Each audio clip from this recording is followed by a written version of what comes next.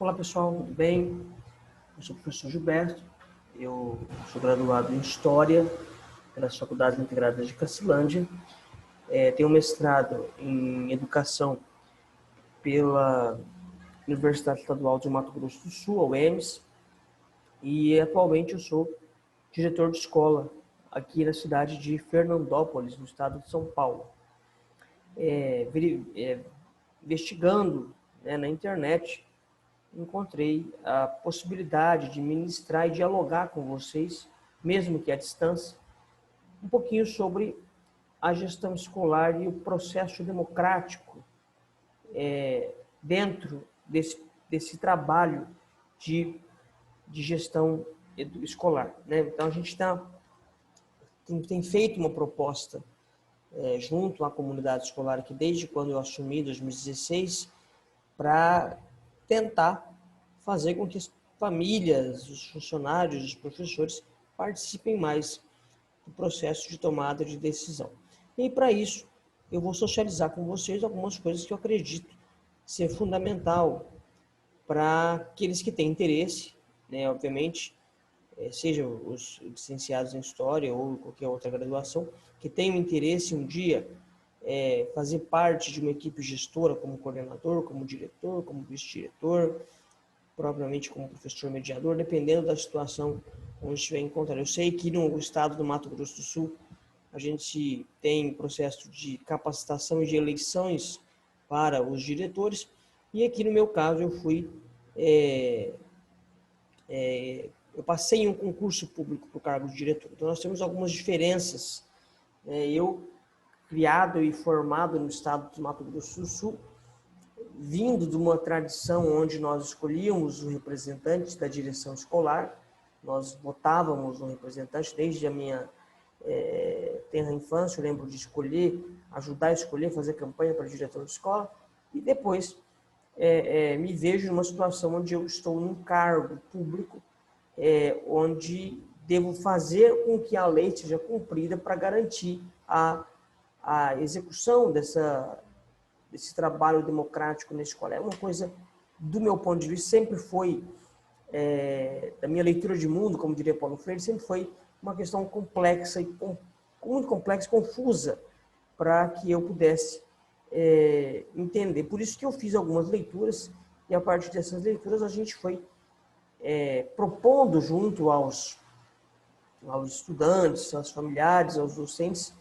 essa ideia de que as decisões pudessem ser descentralizadas. Então, a partir daí, eu vou compartilhar com vocês algumas coisas que eu acredito ser importante dentro desse recorte de escola e democracia, que seja importante para a gente poder fazer uma reflexão. Infelizmente, nós não podemos estar juntos, não podemos não podemos conversar, não podemos estar perto, por conta dessa pandemia, e, obviamente, também isso possibilitou a minha presença no evento, mesmo que à distância, para a gente poder aí fomentar algumas reflexões, algumas discussões. Ao final, quando encerrar o vídeo e a minha fala, eu vou enviar o e-mail para vocês com os organizadores do evento, com o meu e-mail, com os dados, para que vocês possam, caso tenham interesse, entrar em contato comigo para a gente poder trocar algumas informações. Então, vou começar compartilhando com vocês aqui o material, do minicurso. E aí eu espero que seja produtivo e que vocês gostem, tá bom? Vamos lá.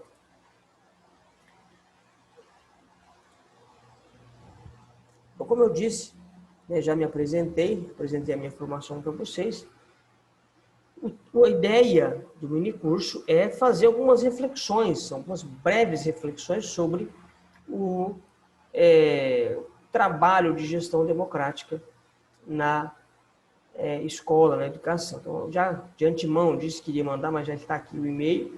Esse material eu vou encaminhar para vocês também, já está o meu e-mail aí, caso tenha algum interesse em dialogar, em conversar, trocar ideia. Sempre é importante nesses eventos que a gente possa trocar informações e experiências, Mesmo que não estejamos presentes, acredito que seja um momento muito interessante para que a gente possa amadurecer intelectualmente. Então a gente coloca como pergunta, um eixo reflexivo, esses 4 principais, que eu vou trabalhar com vocês, né? Eu vou trabalhar aqui agora. Uma breve trajetória, breve sobre a educação por meio de algumas legislações, é importante a gente saber isso. A função social da escola, pensar essa escola enquanto importante socialmente falando, a importância dos conselhos escolares e como que a legislação traz e regulamenta esses conselhos escolares e o que são os conselhos escolares. Eu coloquei primeiro a legislação para depois responder a pergunta do que é conselho escolar, porque nós temos um aparato legal que ampara a gente a pensar isso. Geralmente, eu antes do mestrado não gostava muito de me debruçar sobre a questão da legislação educacional, legislação como um todo. E depois, no mestrado, com as pesquisas que eu realizei sobre formação de professores, sobre trajetória de normalista, né, professora normalista, sobre gestão e administração escolar, no caso, a época da pesquisa, a gente se entra em contato com muitas mensagens, regulamentos, normas. Por isso que eu coloquei primeiro a questão da normatização, depois a resposta à pergunta o que são conselhos escolares, para a gente pensar e lembrar o que o Dominique Julliard diz, né, sobre normas e práticas da educação, no ensino, na instrução pública. Né? Então, qual a realidade em que nós vivemos? Essa pergunta tem que ser colocada sempre que a gente pensa e sempre que a gente tenta imaginar como eu posso atuar, seja como professor, seja como diretor de escola, coordenador, o que for. Como que eu posso atuar na comunidade? Que realidade que eu vou encontrar? Que realidade que eu vou lidar? E aí eu abro a fala com o Paulo Freire.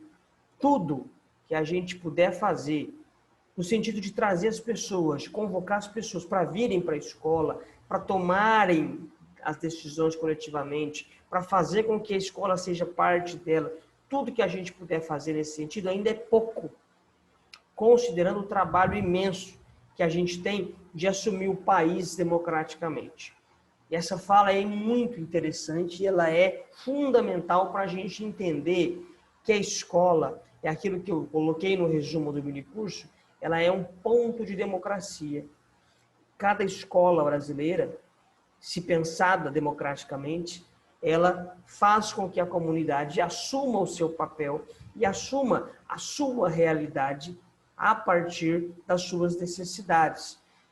Ao passo que eu convoco todos eles para participar das decisões, para fazer com que todo mundo possa coletivamente deliberar alguns assuntos, eu estou minimamente fazendo com que essas pessoas assumam o seu país, o nosso país democraticamente, que é um desafio que está ainda mais intenso agora em tempos como estamos vivendo, em tempos como estamos observando nos últimos dias e meses. Estou com a camiseta aqui do Paulo Freire, não vai dar para ver, em homenagem a os seus 99 anos, que eu estou gravando o vídeo justamente no dia que o Paulo Freire faria 99 anos, e abro a minha fala com essa frase dele, que eu acredito ser fundamental no processo de entendimento da nossa realidade. Que realidade vivemos, que comunidade estamos inseridos, como que as populações dessas comunidades participam do processo de tomada de decisão das escolas públicas brasileiras e como que essa tomada de decisão impacta diretamente na postura de assumir esse país democraticamente, não apenas a cada 4 anos ou de 2 em 2 anos, quando tem eleições, mas assumir de fato o seu papel de cidadão brasileiro no sentido de contribuir com a tomada de decisão. Que eu sempre costumo dizer, a escola não é do diretor, não é do professor, ela é da comunidade. Sendo ela da comunidade, é fundamental que possamos juntos e coletivamente construir um movimento em que esse movimento possa assumir a escola democraticamente, assumir as decisões da escola democraticamente, assumir o processo de cuidado da escola democraticamente. Então, a partir dessa fala, a gente tem que pensar, tem como pensar essa breve trajetória. Então, se a gente recuar um pouco na história do nosso país, a gente vai perceber que a organização educacional ela vai ser pensada. Eu coloquei o recorte que eu fiz a partir de 42, justamente pela criação das leis orgânicas. Antes de 42, a gente vai ter uma intermitência muito grande, uma oscilação, vamos dizer assim, de centralização, no caso do Império, ou de descentralização. Vamos imaginar, nos lembrar, na verdade,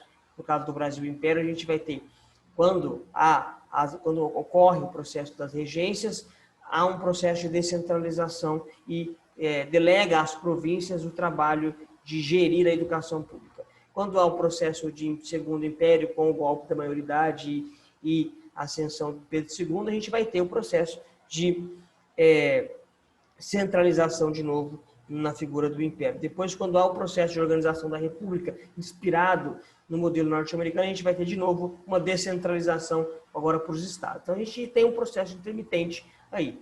Com os decretos-leis em 42 a 46, a gente vai ter o objetivo de reformar e padronizar todo o Sistema Nacional de Educação, com foco na adequar essa nova ordem econômica, social, que o Brasil está se configurando. Vamos lembrar que 42, nós estamos no momento da era Vargas, né? E aí a gente vai ter a figura ditatorial do Vargas central nesse momento, e aí ele vai governar por decreto-lei que vai reger o ensino brasileiro, tanto que ele cria o Ministério da Educação e Saúde, né?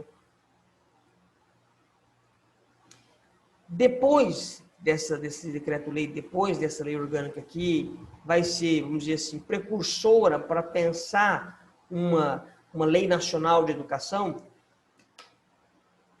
A gente vai ter as propostas de diretrizes e bases para a educação nacional. Algumas leis nacionais que possam reger toda a educação nacional, centralizando a legalidade dela, centralizando a oferta dela no caso da União. Nosso país passou por 3 leis de diretrizes nacionais, né? Em 61 a gente teve a primeira proposta criada numa efervescência política, a Lei 4024, né? Criada num momento de efervescência muito grande politicamente.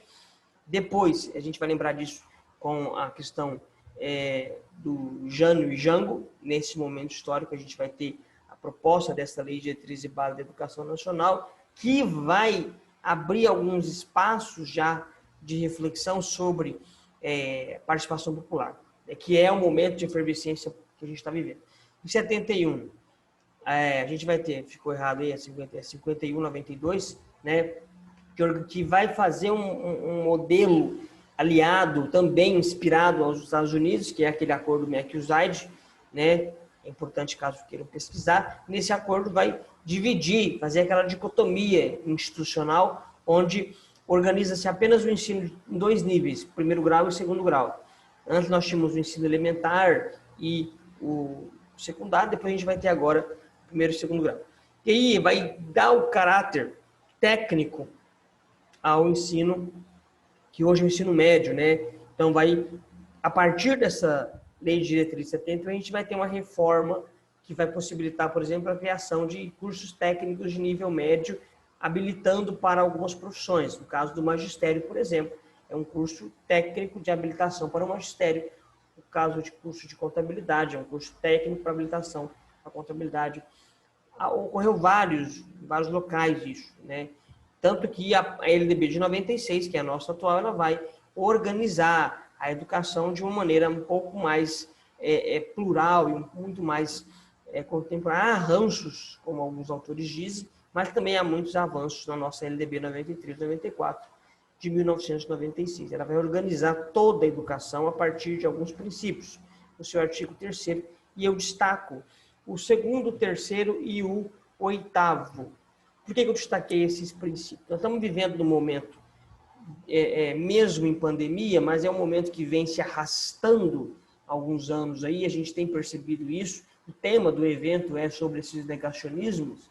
Então é sempre bom a gente reforçar dentro da legalidade algumas coisas também, porque às vezes algumas pessoas argumentam, muitas vezes, sem conhecimento de causa, no caso da educação, principalmente, quando propõem alguns projetos de lei ou algumas coisas que visam cercear ou proibir a postura e a figura do professor na sala de aula. Então, é importante lembrar que a LDB já garante, no seu artigo 3º, incisos 2, a liberdade de aprender e de ensinar, de pesquisar, de divulgar a cultura, o pensamento, a arte e o saber.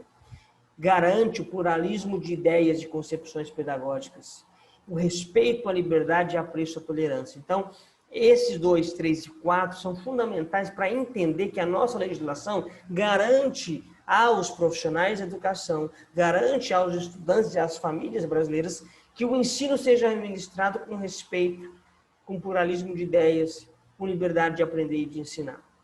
Diante disso, a gente tem mais abaixo o inciso 8º, que garante também que tem que fazer o ensino baseado na gestão democrática do ensino público na forma desta lei e da legislação do ensino, do sistema de ensino. Por exemplo, como eu disse, a gestão democrática no sistema de ensino do Mato Grosso do Sul, ela funciona da seguinte maneira: os professores efetivos da rede, ao menos era assim, acredito que continue assim, os professores efetivos ou servidores profissionais de educação efetivos do quadro do magistério, do quadro de apoio escolar, se inscrevem num curso, após o curso eles se habilitam a uma campanha e são eleitos pela comunidade. O sistema de ensino aí funciona assim. O sistema de ensino paulista, ele proporciona a possibilidade de concurso público para os diretores de escola. Mas tanto o concurso público quanto a eleição para os diretores, é fundamental que se garanta o cumprimento desse artigo 3º, inciso 8º, a gestão democrática do ensino público na forma desta lei, garantindo a liberdade de aprender e de ensinar, de pesquisar, de divulgar o pensamento, a arte, o saber e a cultura, que garanta o pluralismo de ideias, de concepções pedagógicas, que garanta o respeito à liberdade e à apreço à tolerância sem perseguir, né, sem rotular os professores, sem querer dar aos professores um caráter doutrinário que não é nosso papel. E é fundamental lembrar disso daí. Então, na década de 80, a gente vai ter o processo de abertura política, né, que vai fomentar as discussões para a descentralização da escola pública. E aí, ao longo desse processo, vão se criar, vão se formular discussões que reformule a proposta educacional, não para a ideia de uma escola cívica apenas, que visa esse discurso civismo do regime militar, mas que visa a cidadania, as práticas culturais e sociais do trabalho, que está garantido na Constituição Federal, né? E depois garantido na LDB. Às vezes, parece um pouco maçante falar de legislação, mas é importante sempre lembrar que o Estado Democrático de Direito se faz com as nossas legislações, apesar de sabermos que até por meio delas a gente ainda tem alguns deslizes e alguns golpes da vida, né? Então, ainda nos anos 80, a gente vai ter a proposta de descentralização, aquilo que eu já comentei. Vamos se pensar, e o Vitor Para é um autor muito importante que pesquisa isso, pensa isso, o voto, a indicação ao concurso público. Então, essas experiências de descentralização da escola pública, ela pode vir com o voto no conselho escolar, o voto na PM, que é a Associação de Pais e Mestres, do Grêmio Estudantil, o voto no próprio cargo ou função de diretor de escola. Se for indicação ou se for concurso, tem que se garantir do mesmo jeito que se cumpre o artigo 3º da LDB, que é uma responsabilidade muito grande, porque parece que não, mas não é fácil trazer as pessoas para dentro da escola para acompanhar o aprendizado do filho, para acompanhar o processo de tomada de decisão dos recursos, ou tomada de decisão do processo pedagógico. Escolha do membro da APM pode ser por meio de assembleia, pode ser por meio de chapa, por meio de eleição, né? A escolha do Grêmio Estudantil também é importante, como eu já disse agora há pouco. Os conselheiros escolares que são escolhidos sempre vão fazer uma capacitação para que haja um processo de entendimento da importância dessa descentralização da escola pública. Então, o processo de descentralização e essas experiências vão significar a gestão escolar como ponto de democracia do nosso país. Então, a escola fundamental como instância democrática, como instância de democracia a partir do processo de gestão escolar. É trabalhoso, às vezes acham que a gente está querendo se eximir de responsabilidade, às vezes acham que a gente é, entre aspas, fraco do ponto de vista da imagem que se tem. Às vezes eu mesmo, enquanto diretor, fico refletindo sobre a minha postura, sobre o meu modus operandi, meu modo de refletir e agir enquanto diretor, porque às vezes bate uma insegurança quando a gente toma algumas decisões que coletivamente são tomadas, e às vezes você conversa com outro colega e fala, mas você fez isso, assim não dá certo, assim não vai para frente, o correto é você mandar, você se impor. Às vezes a gente se impõe justamente fazendo com que eles participem, fazendo com que eles percebam o diferencial, né? Isso não significa que não haja problemas, que não haja dificuldade, que não haja um processo complexo. Há dificuldade, há um processo complexo, que a gente tem que saber ouvir. Vou falar disso mais adiante. Então, como o nosso patrão da educação, que eu já disse, já alertava, e eu disse lá no começo, por isso que eu abri com a fala dele, e eu ia voltar aqui agora, tudo que a gente puder fazer para que se cumpra esses mecanismos de descentralização é pouco, porque o foco não é só a escola, o foco é tomar o país democraticamente, o foco é garantir que as pessoas possam participar coletivamente, cotidianamente, não só bimestralmente, não só a cada 2 anos e não só a cada 4 anos nas eleições ao presidente, governador, senador, deputado federal e estadual, mas que haja um processo de participação contínua e que daí se formem as lideranças que o nosso país precisa. A escola, ela é um ponto de democracia, ela é uma instância de democracia a partir disso. A gente tem que assumir esses espaços como espaços coletivos e espaços de democracia. Eu costumo dizer que a escola ela é movimento, é o espaço, o lugar do debate, da diversidade, da construção coletiva do conhecimento. Muitas vezes pode não parecer, reflexo aqui, pode não parecer que a gente esteja fazendo um trabalho de fato que gere resultado. Um exemplo que eu vou socializar com vocês é o índice da educação, o índice de desenvolvimento da educação básica, o IDEB. Nós tivemos, o resultado agora não foi o melhor IDEB. Nós tivemos uma queda de 0,1 no índice do IDEB. É público, tá lá para todo mundo ver. Mas eu fiquei pensando, eu estou ainda pensando e refletindo o que eu posso fazer. Eu conversei com alguns colegas que tiveram uma crescente no IDEB, com colegas que pesquisam IDEB, com colegas que, sei lá, não aquele colega que ultrapassou a média. Com esse colega eu não conversei, eu conversei com alguns colegas que atingiram ou subiram um pouquinho.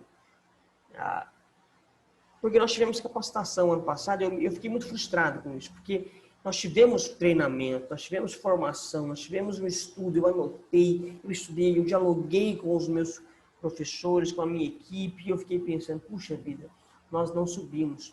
E aí eu peguei a nota da prova das crianças, que meu foco, para quem não sabe, o IDEB ele é composto do fluxo de aprovação, retenção e evasão, mas a nota da prova Brasil, né, que é o SAEB. Peguei a prova Brasil, peguei o resultado da prova Brasil e eu percebi que nós, na nossa média de aprendizado das crianças, medido por uma avaliação externa, as nossas crianças estão muito bem. Estão ótimas, estão onde deveriam estar. E a gente está oscilando nas proficiências entre 202, 212, 220, e aí ficamos na média de 212, né? É baixo, mas é o que nós estamos atingindo. Então, a média final de português e matemática foi 6,4 da aprendizagem da nossa criança. E eu fiquei refletindo, nossa, então a nossa média foi alta. Nós pecamos na taxa de aprovação, reprovação e retenção e evasão. Evadidos nós não tivemos alunos, poucos, acredito que nem quase nada. Primeiro a quinto ano, que é onde eu sou diretor, né? É uma escola fundamental 1, primeiro a quinto ano. E eu fiquei pensando, como que eu Defendo que a escola é movimento, que a escola é um espaço de debate, de diversidade, com os pais aos poucos participando. Agora com essa pandemia deu uma redução da participação, mas com os pais participando, mesmo que minimamente, dando opiniões, dando ideias. Como que eu me atrevo a falar de escola, de democracia, de participação com esse IDEB baixo? E alguns professores já frustrados com essa situação, porque a gente sabe que agora que atinge, quando passa, há um processo de divulgação em massa desses números e aquele discurso, contra números não há argumento. E eu costumo dizer que, por eu não ter de exatas, há argumento. Percebam que eu me atentei ao processo de aprendizagem das crianças. Elas atingiram o objetivo que nós tínhamos. Se o nosso problema é o fluxo, nós temos que fazer com que esse movimento seja um movimento de melhoria da condição de aprendizagem para a não retenção. Isso é um processo demorado. Então, lá desde 2016 passamos pelo segundo IDEB. Em 2017 atingimos uma nota que foi a mesma de 2015, foi 5,9. Agora caímos para 5,8. E aí a nossa taxa de retenção ficou elevada. Aprovamos pouco em 2 séries. 2 séries fez um diferencial, que é as séries que podem reprovar no ciclo paulista, né? Aprova apenas no 3º e no 5º. E eu estou ainda pensando como que eu posso falar de democracia, falar de participação, falar de uma escola inovadora, se pro índice, para aquele número, a escola ainda não atingiu as expectativas que queria, porque é esse discurso que eu escuto de alguns professores da escola, revoltados, que a escola, entre aspas, não tem qualidade. Mas eu volto a falar insistentemente, as crianças conseguiram atingir a meta para a avaliação. Era 6,2, eu acho, para a escola, atingiu 6,4. Então, se as nossas crianças estão conseguindo entender, interpretar, calcular, que é o objetivo do Fundamental 1, o nosso movimento enquanto escola, o nosso espaço de debate enquanto escola tem surgido efeito. Precisa se fazer ajuste? Obviamente. Não é simplesmente lá aprovar uma criança, né? Como muitos reclamam. Mas é fazer com que esse trabalho surta efeito na prova e no processo. Mark Bloch cita um autor, não vou me recordar agora, no livro Apologia da História, e diz o seguinte: o bom trabalhador ama o trabalho e a semeadura, assim como as colheitas. O resultado é muito importante ver um índice crescente, é importante. A gente, não vou negar, não vou ser hipócrita de falar que fiquei triste, mas saber que o processo iniciado em 2016 fez com que esse ano as crianças chegassem numa média que até então elas não tinham atingido apenas na avaliação, me deixa mais feliz, me deixa mais satisfeito. Porque é esse processo de coletivamente construir uma escola democrática que tem surtido efeito com a participação das famílias. É claro que o fluxo precisa ser melhorado, mas isso é um ajuste interno, um ajuste de formação continuada, um ajuste também de cobrança das famílias, que elas pedem para a gente, para que haja essa devolutiva, se o filho foi retido ou não. Então, é um processo de amadurecimento um pouco demorado por conta também da inserção da comunidade. Então, o exemplo que eu dei para vocês do IDEB foi para vocês perceberem que, mesmo na fragilidade emocional que eu fico, quando vejo essas notas, eu fico triste pelo índice ter sido baixo, mas, ao mesmo tempo, é uma forma de lembrar que, sendo a escola movimento, é um desafio que a gente tem para superar. Não para ser a escola, mas para conscientizar de que, mesmo a criança sendo aprovada com dificuldade ou retida para recuperar o conteúdo, eu posso fazer o diferencial na vida dela. E é aí que a gente tem que entender que a escola é um espaço de debate e diversidade, que, independentemente da forma que o diretor foi escolhido, ele precisa desse apoio da comunidade, não apenas para atingir o IDEB, não apenas para atingir o nível de um número, mas para fazer com que haja um movimento de melhoria escolar, não para a qualidade de mercado, como critica o Pablo Gentili, né? Mas para a qualidade total de mercado, mas para a qualidade social, que é pregada pela LDB, Constituição Federal.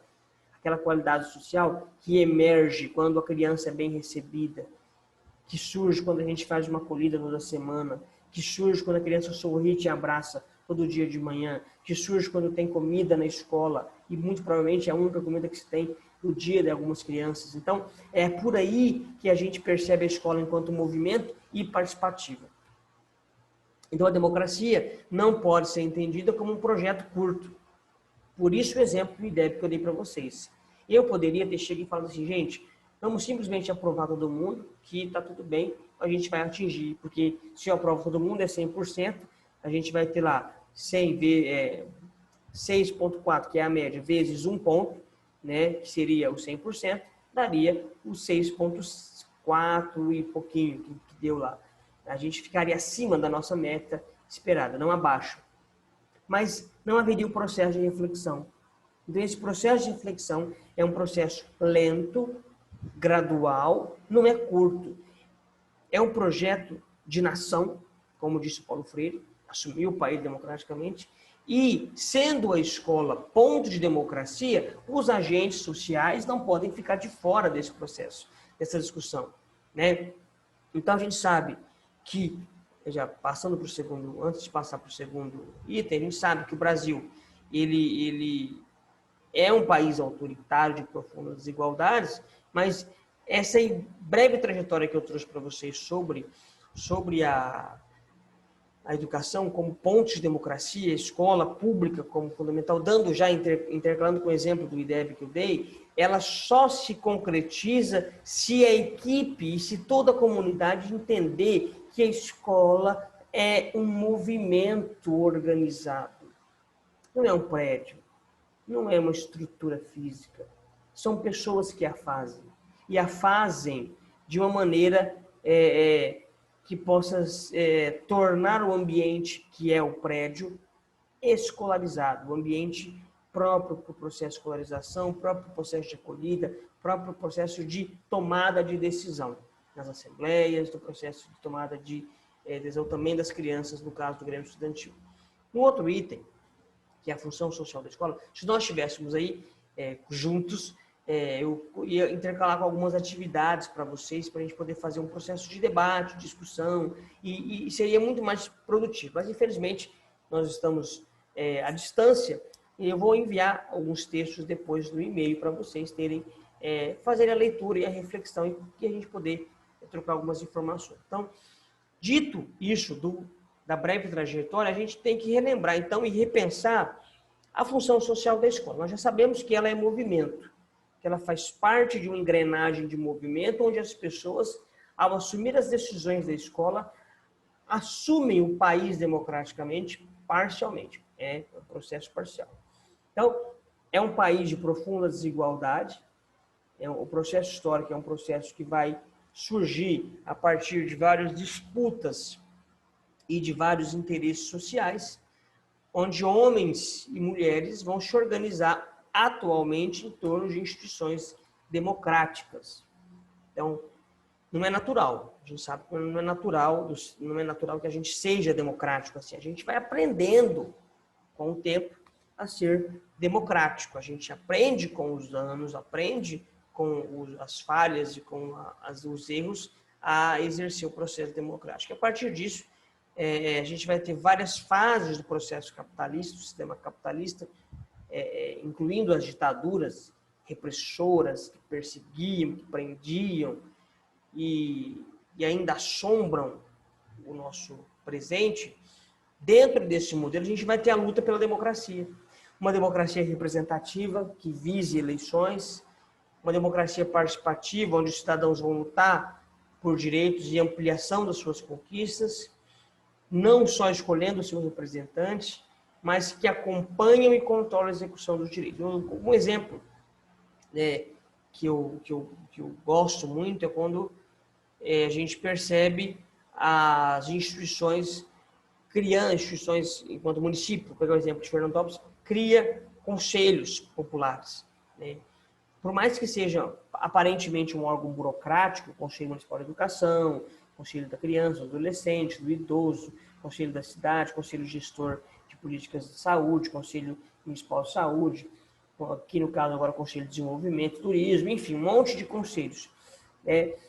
Quando eu vejo no Diário Oficial a criação desses conselhos, eu fico feliz porque é uma forma de acompanhamento e controle da execução dos nossos direitos, dos recursos que vêm para cumprimento dos nossos direitos. Alguns municípios do Mato Grosso do Sul, eu sei de Costa Rica, que é onde eu residi praticamente minha vida toda, nasci, cresci lá, eu sei que alguns colegas trabalham na prefeitura e acompanhei também pelo noticiário. Lá há uma diferença que eles fizeram uma centralização na figura de uma secretaria executiva de conselhos. Então, há todos os conselhos possíveis e uma única servidora efetiva, ela responde por secretariar esses conselhos, na medida em que facilita para todos os conselheiros a quem se dirigir quando precisar verificar uma ata, um documento, e facilita para o poder público a quem se dirigir para quando precisar convocar ou verificar as resoluções e deliberações. Então, a ideia de uma democracia é que ela seja construída, como eu disse, na escola, em um processo de movimento.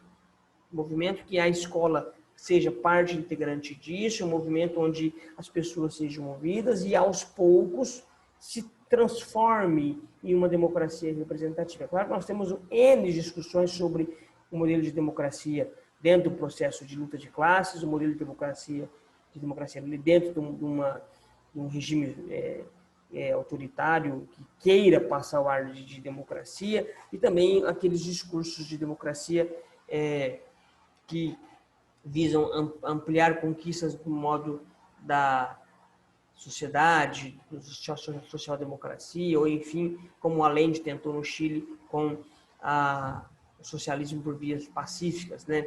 Enfim, nós temos vários modelos de sociedade, mas a democracia, que é o que nós utilizamos, ela tem se fortalecido e, ao mesmo tempo, tem se mostrado, em alguns momentos, frágil do ponto de vista das instituições, como estamos acompanhando.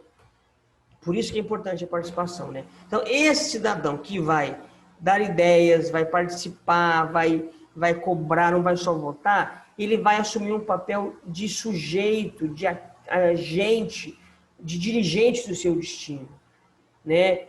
Volto com Paulo Freire, o ser cidadão é ser político, capaz de criticar, de reivindicar, de participar, ser militante, compromissado com a transformação da sociedade, né? A formação desse cidadão vai ser por meio da construção de um conhecimento de valores, de atitudes, que faz com que esse estudante seja solidário e crítico, ético e participativo. Nós temos duas imagens aí que eu gosto de colocar sempre que eu trabalho essas questões. A criança está cheia de ideias, de sonhos, desejos, curiosidades, sentimentos, sexualidade, de questões políticas, experiências pessoais que ela traz, e alguém, um adulto, pode ser o diretor da escola, pode ser o professor, já ao perceber no brilho do olho da criança tudo isso, não te disse, a escola não é lugar para essas coisas. Nós temos um outro modelo de escola, onde a escola é sim um espaço para construir atitudes e valores para a democracia, onde todo mundo estuda junto, luta junto e constrói esse movimento de escola como ponto de democracia junto.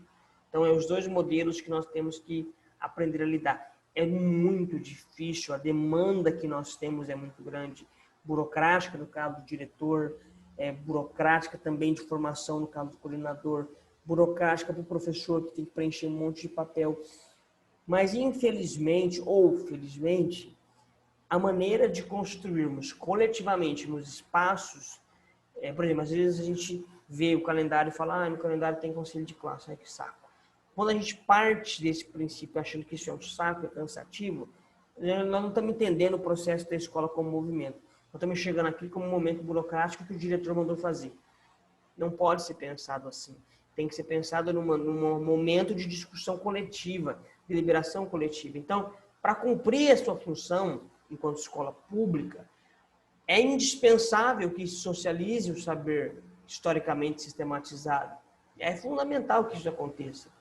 Só que é importante também que haja interligação desses saberes, o saber popular, né, as experiências pessoais, e o conhecimento adquirido historicamente, que é um elemento, esse saber popular, um elemento decisivo do processo de democratização da própria sociedade brasileira. Então, quando há o processo de percepção das experiências pessoais com o processo de compreensão do conhecimento que a criança precisa, de acordo com a BNCC, de acordo com as diretrizes, os parâmetros, os currículos, é preciso que haja essa interligação, esse diálogo, e só vai acontecer esse diálogo se houver o processo de participação nessa escola enquanto movimento democrático. Então, essa escola pública ela pode ser um lugar privilegiado para o exercício da democracia participativa, ou ela não pode atingir, pode não ser isso, né? Mas ela pode atingir esse lugar privilegiado com o exercício da cidadania consciente, comprometida com o interesse socialmente excluído. Então, se a gente falar isso, vão taxar a gente de comunista. Não, não é nesse sentido. O foco é garantir o que aquilo que eu disse lá atrás, na LDB e na Constituição Federal, os princípios do artigo 3º.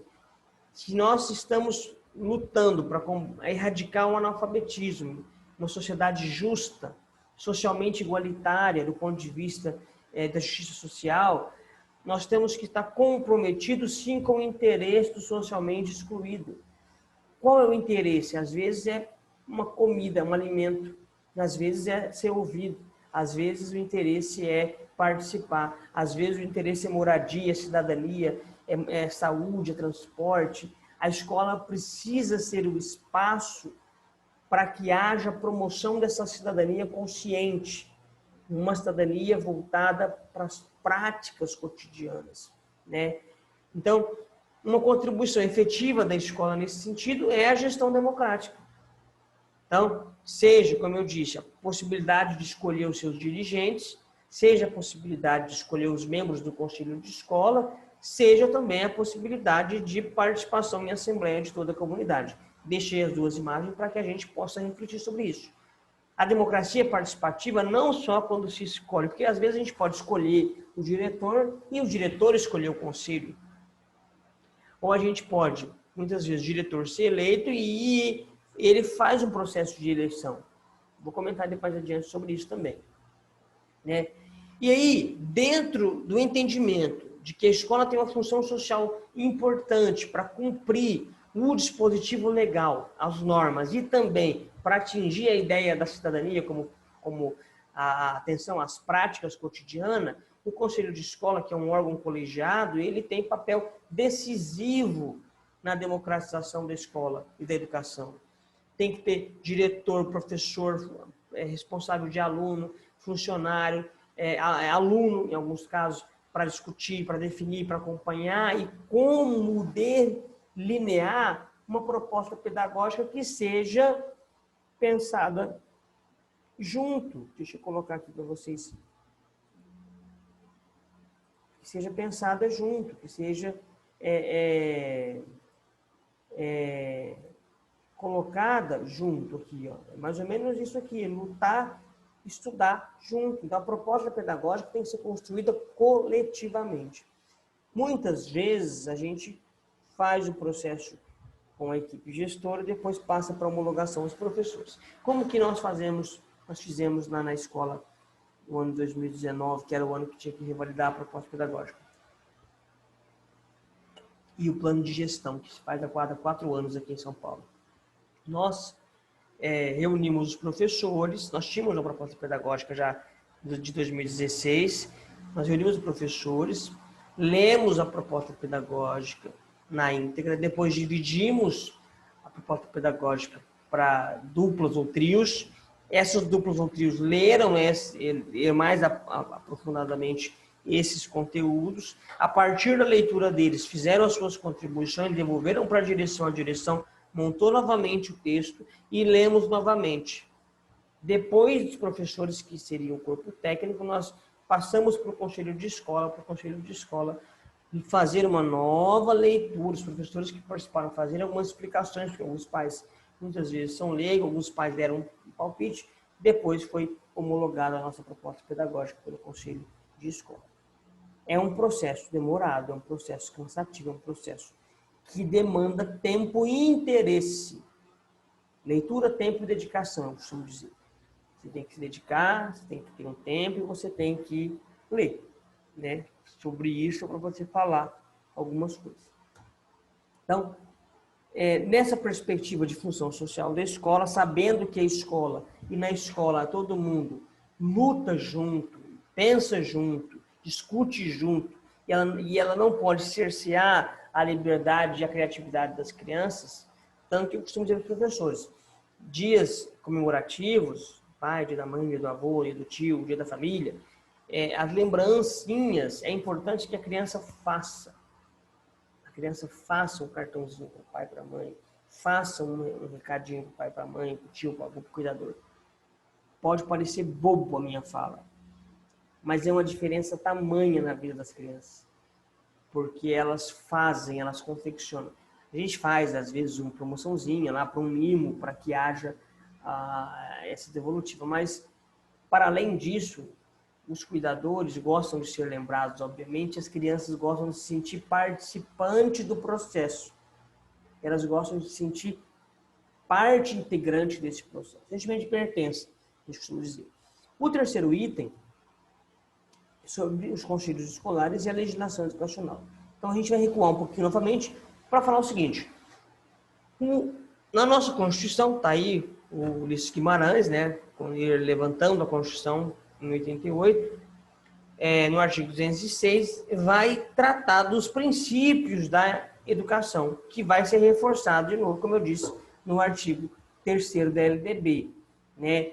Eu reforcei naquele momento alguns incisos, agora eu reforço novamente o inciso da gestão democrática do ensino público, na forma da lei que virá. No caso aqui, trata da forma da lei que virá. É essa lei aqui que virá, é a LDB que veio, tanto é que está escrito aqui na forma desta lei. Então, é esta lei que vai reger e vai organizar toda a educação brasileira. E ela garante que a gestão seja democrática. Ela não está dizendo o seguinte, tem que escolher o diretor por voto, por indicação, por concurso.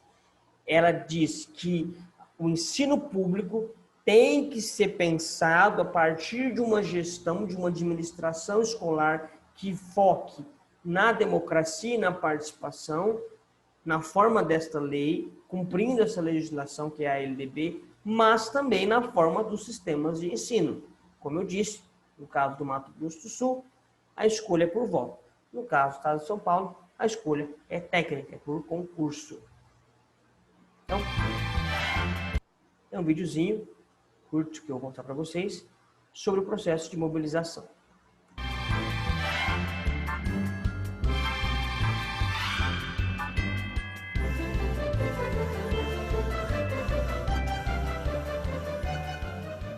Todo mundo sonha com uma educação melhor, não é? Mas às vezes, a realidade parece tão distante que desanima. Bom, você, educador, tem nas mãos o poder de mobilizar as pessoas, ou seja, de convencer mais e mais gente a trabalhar pela realização desse sonho. Como? Primeiro, o sonho precisa virar uma meta concreta. A ideia pode partir de qualquer um, de um pai, de um aluno, de uma empresa, de um professor ou de você. O importante é a escola abraçar essa ideia e formar uma rede de colaboradores. Mas como convencer a comunidade a ajudar? Primeiro, é preciso contar para ela quais são seus objetivos. Você pode fazer isso convidando as pessoas para uma reunião ou para um evento na escola. Depois, você deve conversar com elas e estabelecer missões específicas, dentro do alcance das possibilidades de cada um. O apoio do poder público também é fundamental. Ele tem a estrutura e os recursos financeiros para fazer a mobilização atingir suas metas e se espalhar. Quanto mais colaboradores fizerem esse contato, melhor. Quando as pessoas percebem que não estão sozinhas, ainda mais gente se sente motivada a participar. E assim, aquele sonho solitário que a escola tinha pode virar a realidade da comunidade inteira.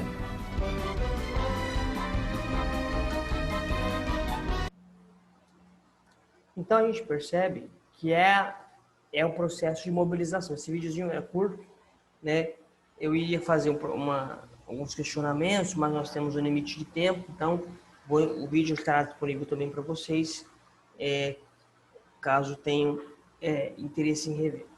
Então, é um processo de mobilização. Tem uma fala do vídeo que é interessante. A gente sabe que a LDB orienta o cumprimento da gestão democrática do ensino, mas só isso, só a norma, não significa que, de fato, isso vai acontecer. Por isso que o processo de mobilização é importante. Eu costumo dizer que o diretor, se a escola ela é um ponto de democracia, o diretor ele tem que ser entendido como um articulador desse processo.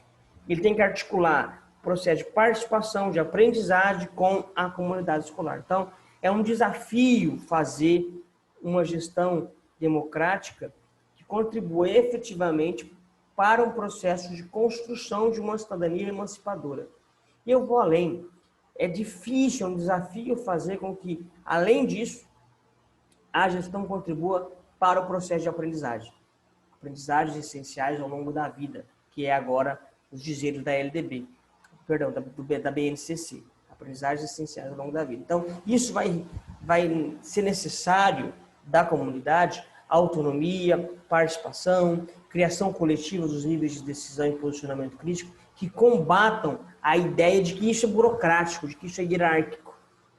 Eu costumo dizer o seguinte, quando eu não estou em escola, no começo era mais complexo isso, porque ainda estão alguns associados à figura centralizadora do diretor. Eu sou uma pessoa muito tranquila com algumas coisas. Fico nervoso de alguns momentos, mas sou tranquilo. Por exemplo, não estou na escola, tive que sair, tive que ir para o almoço, tive que, sei lá, na educação, na Secretaria de Educação, enfim, tive que sair, uma reunião.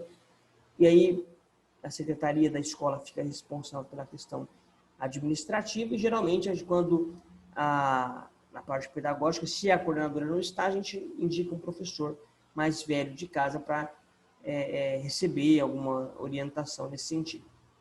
E depois passar os recados. Mas, geralmente, sempre tem alguém lá. Então, o que eu costumo dizer? Resolvam da maneira que eu resolveria se eu estivesse aqui ou da maneira que você achar melhor. Quando eu chegar, você me fala. Se na nossa conversa eu perceber que houve um exagero de uma das partes ou que houve ausência de alguma coisa, eu vou orientar. Da próxima vez, caso você se lembre, é importante lembrar isso, é importante fazer aquilo. Né? Porque se eu fico, qualquer coisa me liga, qualquer coisa me deixa de falar, qualquer coisa me ligar, eu estou ferindo também a autonomia do outro. Então, para que eu deixei o outro cuidando da escola, se qualquer coisa tem que me ligar?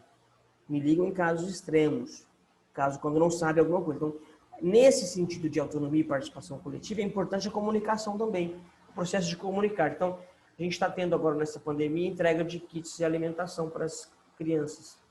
Então, eu aviso todos os grupos de WhatsApp de funcionários, como vai funcionar, como que vai ser a organização, quem vai entregar, que hora que vai, mando os vídeos que eu mandei para os pais, para eles saberem também, mando a mensagem que eu mandei para os professores, para os funcionários saberem também, para que ninguém alegue, eu não sabia, isso é com o diretor. Não, todo mundo está sabendo. Todo mundo sabendo faz parte. Olha, eu acho que ele mandou alguma coisa aqui, vamos ver. Tá? Tem como a gente resolver essas coisas. Então, esse processo de autonomia e participação é um desafio, porque às vezes fica, mas peraí, ele quer que eu resolva, e se der problema?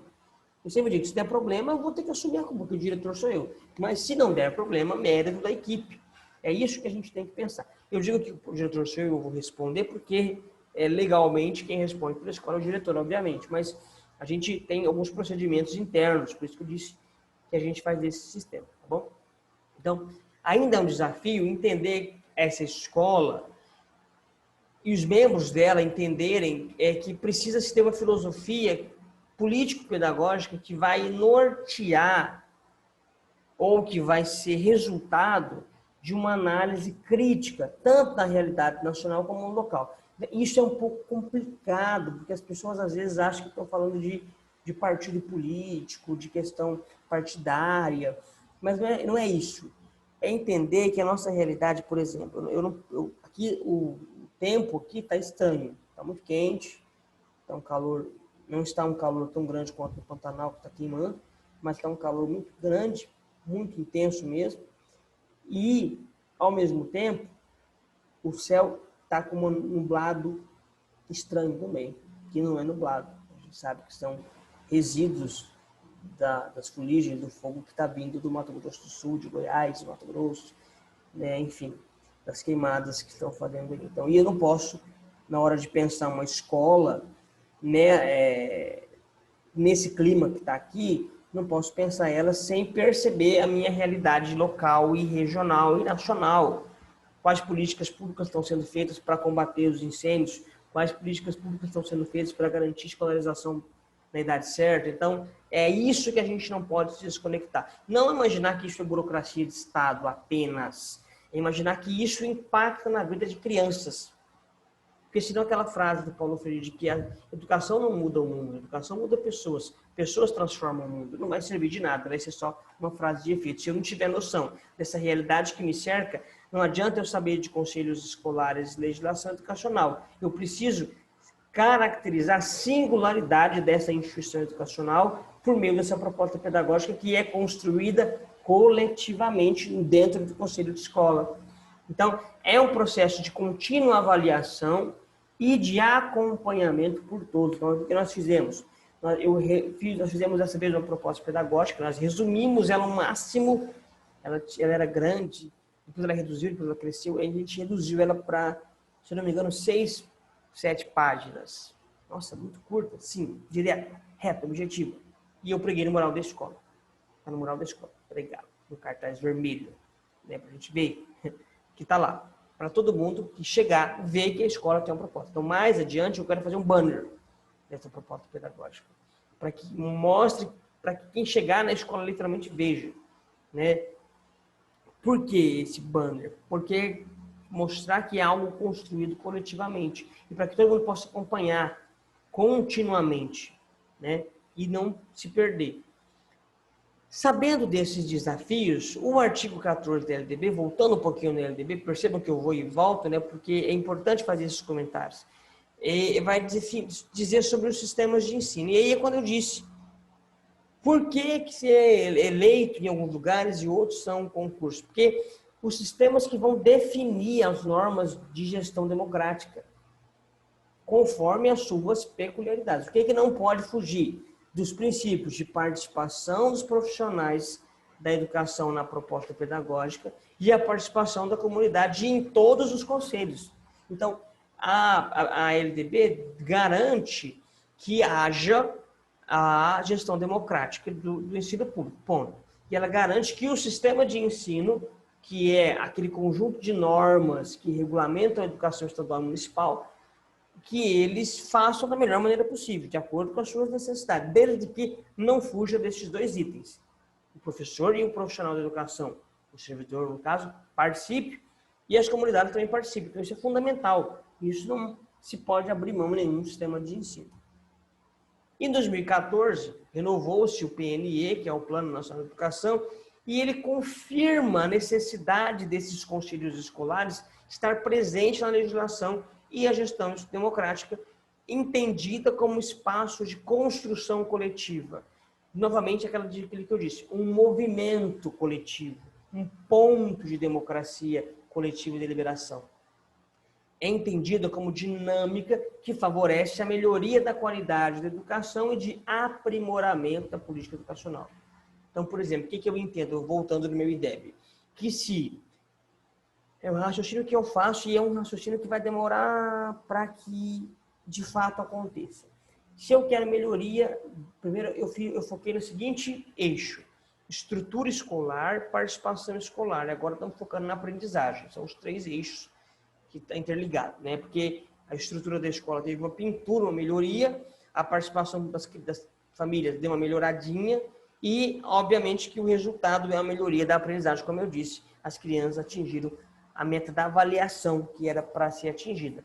O índice não foi tão bom porque falta um ajuste, que é um outro item, que é um ajuste interno de formação continuada e mais intensa.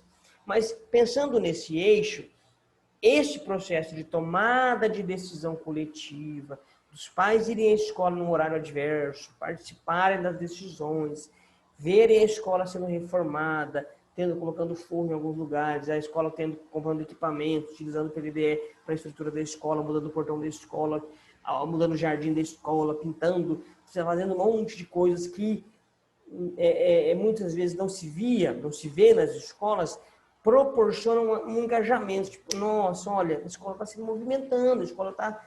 E isso está aplicando a política educacional, que é o caso do recurso do Programa de Dinheiro Direto na Escola, que é o PDDE. Então, a escola, quando pensada de uma maneira democrática e pensada para a utilização da democracia, cumpre também programas burocráticos. Só que não é só isso, eu coloquei isso para vocês terem ciente, mas o principal eixo, pelo menos que eu acredito, da escola como gestão democrática e como ponto de democracia, é aquela frase que eu abri meu mini curso, a ideia do Paulo Freire dizer que nós temos que tomar o país democraticamente, é tomar a escola democraticamente, é chegar e participar, é para que haja de fato o processo de rompimento com esse mandonismo, esse autoritarismo, essa forma de desmando nas instituições democráticas. É um processo que emana do povo e por isso tem que ter a participação. E é importante saber das garantias legais para que haja ainda o processo de amadurecimento de toda a comunidade. Então, é um processo assim, né? A escola é um vai e vem de escola para outra escola. Vamos imaginar que a Secretaria de Educação faz um programa. Essa imagem eu peguei de um curso que o MEC ofereceu em 2008, se não me engano, 2009, não vou lembrar o ano agora, eu encontrei esse material na internet. E achei essa imagem muito importante. Então, vamos imaginar que a Secretaria de Educação ela vai fazer um programa de fortalecimento dos conselhos para uma escola de uma realidade, para outra escola de outra realidade, para outra de outra realidade, para outra de outra realidade. Todas essas escolas com realidades diferentes têm acesso à legislação educacional para entender como que o conselho de escola funciona. Todas elas dialogam legalmente falando. Mesmo que eu não converse com os profissionais daquela escola, mesmo que só os diretores conversem entre si, mas trocam experiências, trocam informações, fazem com que as suas comunidades socializem as suas práticas e experiências. Então, dentro dessa perspectiva, a pergunta que não quer calar, o que são os conselhos escolares? Né? Então, são órgãos colegiados. Eu acredito que na universidade, na UEMS eu participei de órgãos colegiados quando eu estava no mestrado, o Conselho de Ensino, Pesquisa e Extensão, acho que era o nome, é um conselho que reúne todos os professores, funcionários, né, estudantes da graduação, da pós-graduação, enfim. E a gente já está pacificado essa ideia de órgão colegiado, né, que ele congrega representantes da comunidade escolar. E a escola também tem. Então, quais são as atribuições? É diferente que muitas vezes eu percebo isso mais intenso na universidade. Quando eu vim para cá, eu fiquei assim meio achando estranho, porque eu participava do Grêmio Estudantil na escola em Costa Rica, a gente votava lá, era eleição para diretor de escola, e depois uma época que o governo do Zeca fez a eleição para diretor, para membro da PM, para membro do colegiado de uma vez. Depois parou, acho que foi uma vez só que fez isso. Então votava em todo mundo, era uma chapa do diretor com o colegiado daquele diretor, a chapa da diretora com o colegiado da diretora. Então era uma chapa, a briga era boa, era uma eleição assim, né? E aí a gente vinha dessa efervescência, né, nas escolas estaduais. Quando eu fui ministrar a aula,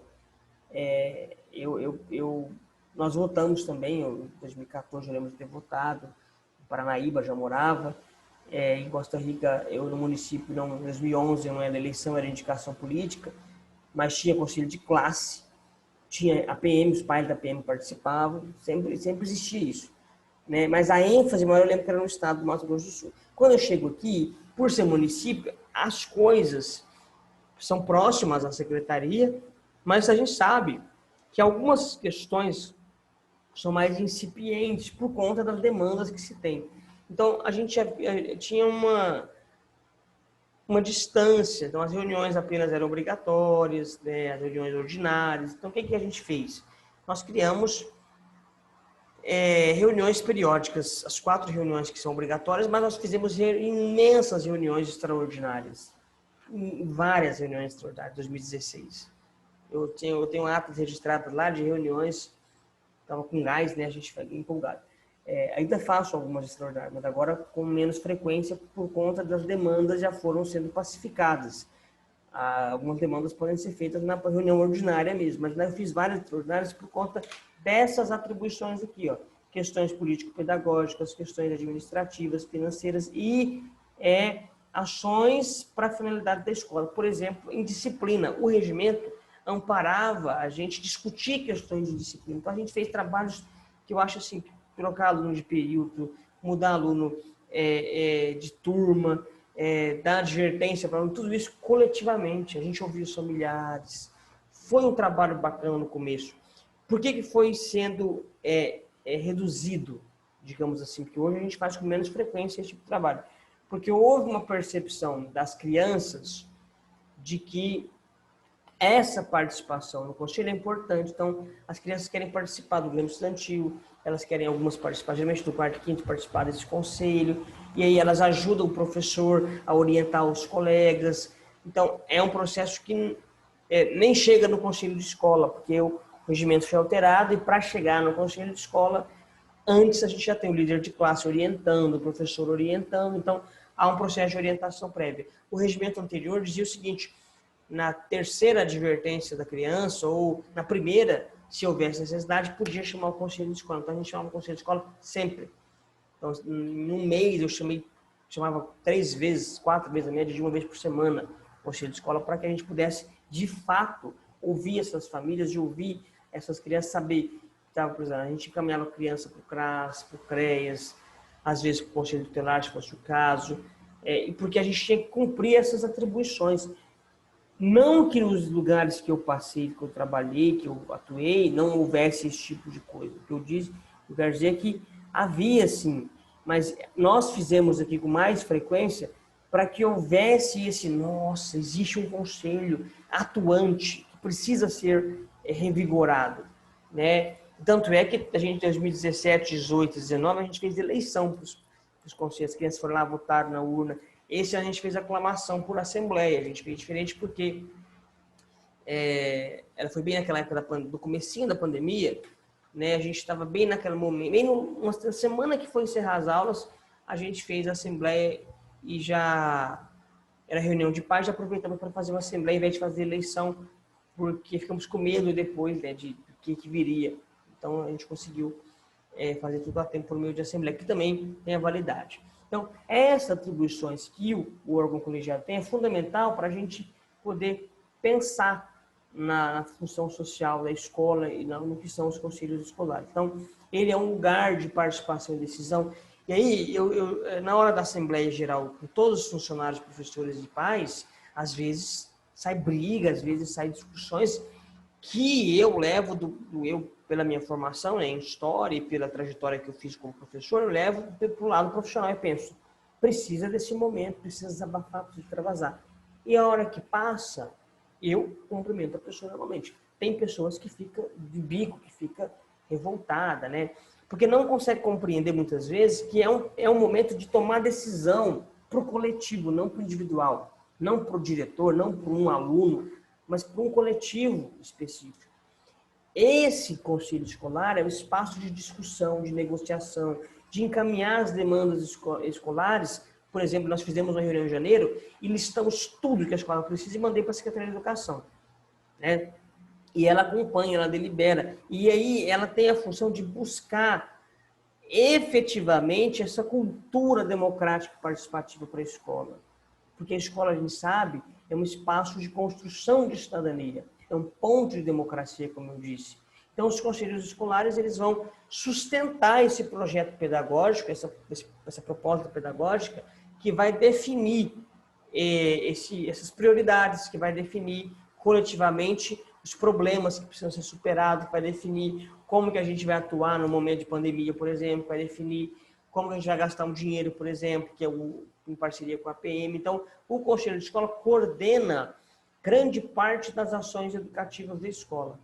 Então, para elaborar esse projeto político-pedagógico, que é um documento, como eu disse, que está exposto para todo mundo ver, tem que levar em consideração os profissionais da educação que trabalham na escola, ouvir esses profissionais, perceber a cultura da comunidade, os currículos locais que são aplicados, tentar fazer trocas de experiências com toda essa comunidade, com ex-aluno, com um pai de ex-aluno, ter uma bibliografia especializada que trabalha com as noções de avaliação, metodologia que vai ser utilizada, mas de uma maneira que essas normas e essas diretrizes sejam coerentes com a comunidade escolar.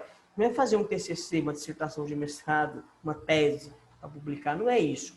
Mas essa bibliografia não precisa estar lá uma série de citações e livros, mas abrindo a proposta pedagógica com uma fala como aquela do Paulo Freire, já faz com que a bibliografia esteja politicamente presente, já faz com que a gente popularize alguns conteúdos importantes, né?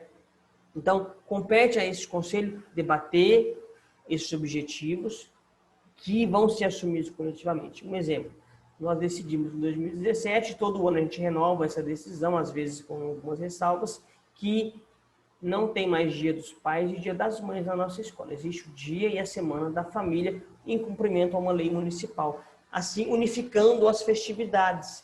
Os professores e os pais e os funcionários não precisam se desdobrar, porque mensalmente tinha que fazer alguma coisa. A gente faz uma lembrança, geralmente em abril, que remete à ideia da Páscoa, né?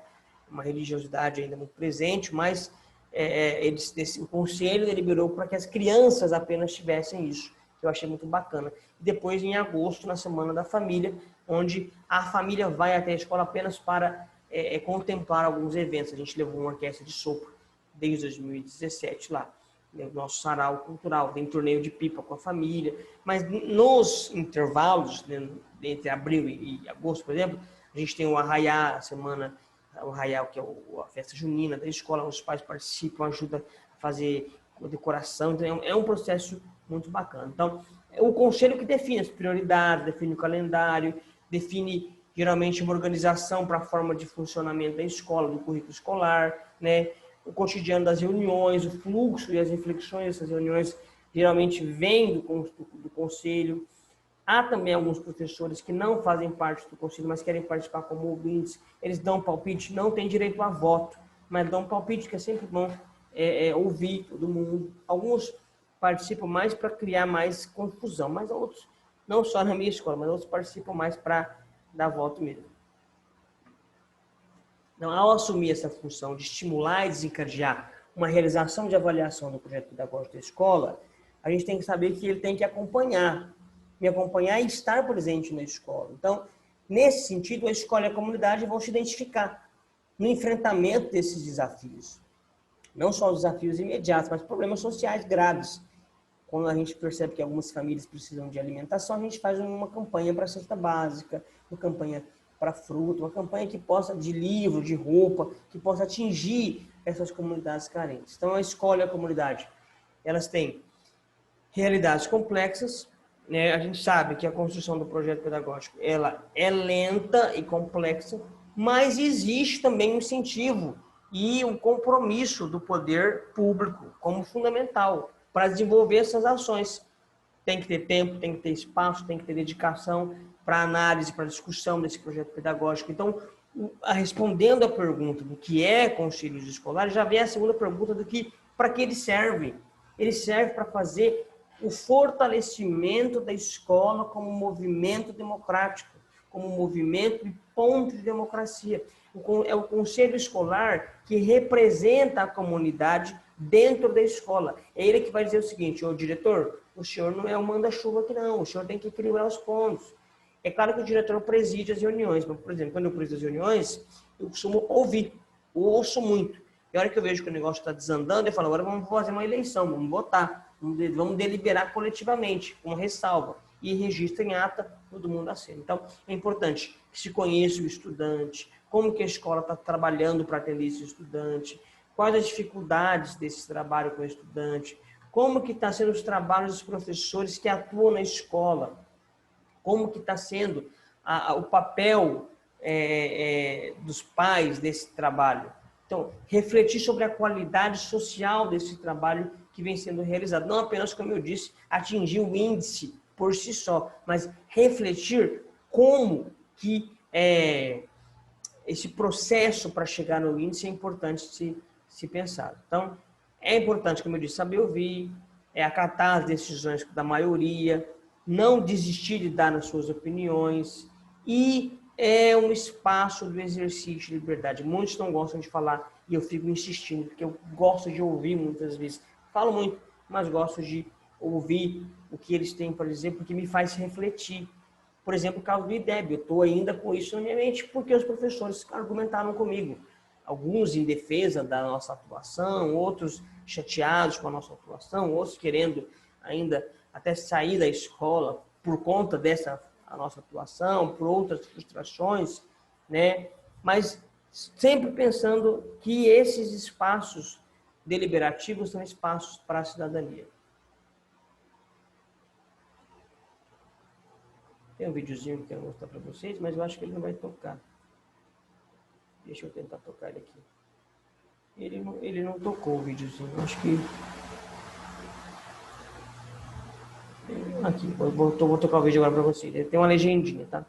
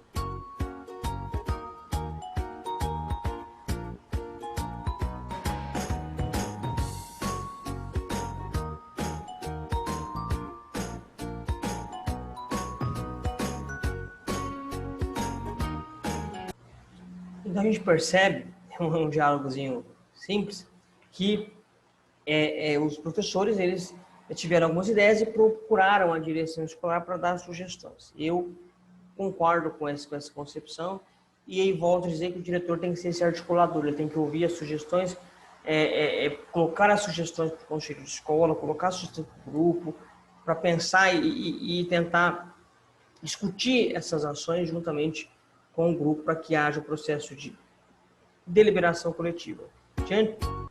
Diante disso, e antes de encerrar, eu gostaria de retomar algumas questões, né? Então, eu fiz um breve panorama da nossa história da educação por meio da legislação, desde 42, né, que eu fiz foco nessa legislação para a gente entender que a democracia está presente recentemente na nossa LDB de 96, processo democrático. A de 61 ela tinha um viés democrático, mas com o golpe de 64 a gente infelizmente perde essa característica de participação. Vai ter ainda alguns dizeres na de 71 com participação, mas é pouca, não como princípio da educação nacional, como é de 96.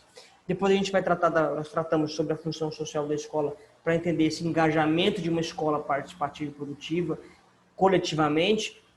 Trouxe para vocês algumas contribuições sobre a legalidade e como que a legislação trata os conselhos escolares como importantes para a construção da cidadania a partir da escola. E, por fim, comentei um pouquinho sobre como são as atribuições e as funções dos conselhos escolares. Eu espero que vocês tenham gostado, espero que tenha sido útil para a formação de vocês. Eu acredito que, independentemente de você ser um dia diretor, tornar-se diretor de escola ou não, a gente vai atingir com esse vídeo os futuros profissionais da escola, né, professores e também aqueles que fazem mestrado no Prof. História, que já atuam e queiram um dia participar da coordenação pedagógica ou queiram também dar palpite para os diretores de escola, lembrar esse poema, que eu acho sempre muito bonito, Mãos Dadas.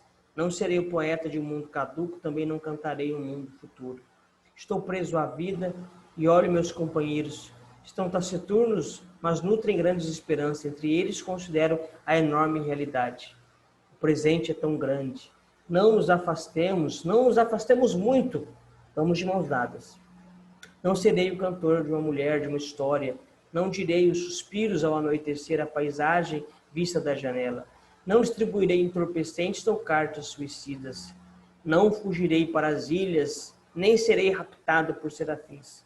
O tempo é minha matéria. O tempo presente, os homens presentes, a vida presente.